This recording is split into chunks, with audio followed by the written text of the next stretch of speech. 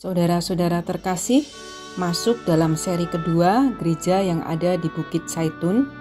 Setelah dari kapel kenaikan Yesus sekarang menuju ke Pater Noster, gereja Bapa Kami, yang merupakan bagian dari biara Karmelit. Menurut tradisi, disinilah Yesus mengajarkan doa Bapa Kami kepada para muridnya di dalam gua. Tempat ini sangat menarik untuk didatangi, sebagai bukti kejadian di masa lalu di mana Yesus pernah hidup. Pada abad keempat, sebuah gereja dibangun oleh Konstantinus Agung di sebuah situs yang ditemukan oleh Santa Helena, Ibu Konstantinus. Lihat video di Santa Helena dan Kapel Kenaikan Yesus video ke-28 untuk melengkapi. Disebut juga Basilika Eleona atau Bukit Zaitun dalam bahasa Yunani. Strukturnya megah, dibangun dalam 3 tingkat di lereng Bukit Zaitun dengan tangga yang menghubungkan setiap tingkatnya, gereja, atrium, dan bagian luar.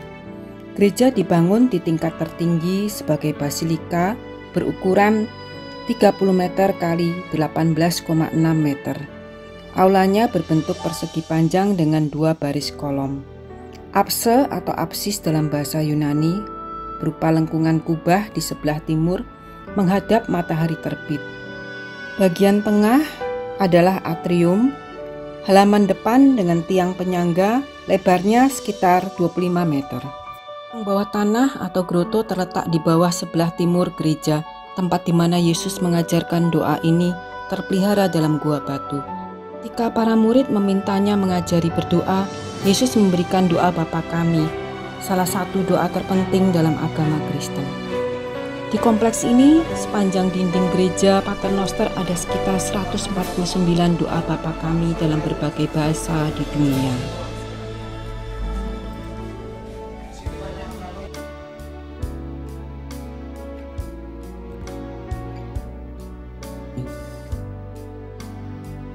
Dalam kitab suci tertulis di Lukas bab 11 ayat 1-4. Doa versi Lukas diceritakan saat Yesus berhenti berdoa, berkatalah seorang dari murid-muridnya untuk diajari berdoa. Maka Yesus mengajari doa Bapa Kami. Doa Bapa Kami terdiri dari 6 permohonan yang tersusun secara paralel.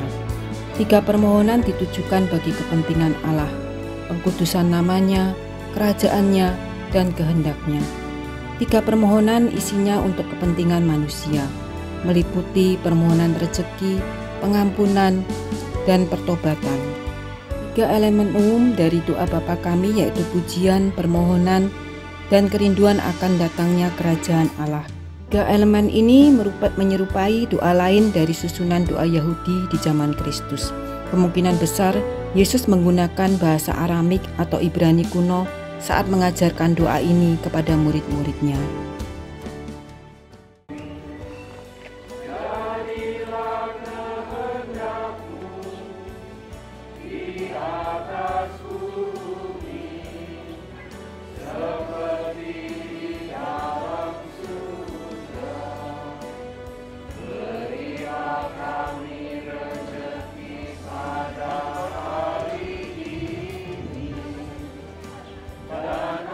Kedua ada di Matius bab 6 ayat 9-13. Perbedaan antara konteks doa Bapa Kami dalam Injil Matius dan Lukas. Dalam Matius disampaikan saat Yesus memberikan khotbah 8 sabda bahagia bagi ke-12 muridnya di Mount of Beatitudes di video ke-16. Tujuan Yesus sebagai doa sekumpulan umat atau berjemaat. Karena Engkaulah yang empunya kerajaan dan kuasa dan kemuliaan sampai selama-lamanya. Dalam Lukas, kalimatnya lebih ringkas sehingga dinilai sebagai doa pribadi, namun tidak menghilangkan makna sesungguhnya dari doa Bapa Kami.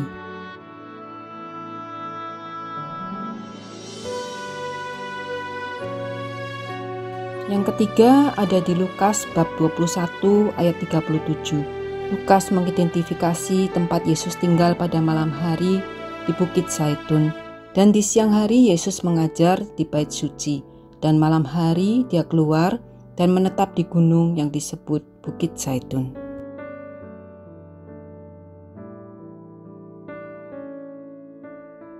Peninggalan Bizantium dapat dilihat di halaman belakang selama pekerjaan konstruksi lantai mosaik abad ke-5 Gereja Eleona atau Mount Zaitun digali. Di lantai mosaik terdapat 2 tulisan Yunani. Mazmur bab 121 ayat 8, Tuhan akan menjaga jalan keluarmu dari sekarang sampai selama-lamanya. Dan Mazmur bab 118 ayat 20, inilah pintu gerbang Tuhan, orang-orang benar akan masuk ke dalamnya.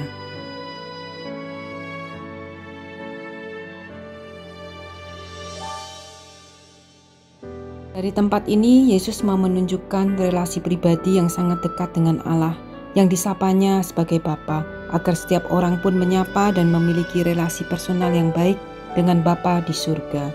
Dari gereja Paternoster ini menuju ke gereja Dominus Flevit, Yesus menangis. Lukas bab 19 ayat 41. Serangkaian dengan perjalanan Minggu Palma atau Palm Sunday Walk, Yesus dilulukan di Yerusalem. Diterus kisah perjalanan Yesus di Bukit Zaitun, semoga dapat memberi gambaran pada kitab suci pada saat kita membacanya. Bantu share, like, and subscribe agar banyak teman dapat juga melihat tempat yang dirahmati oleh Allah. Terima kasih, Tuhan memberkati.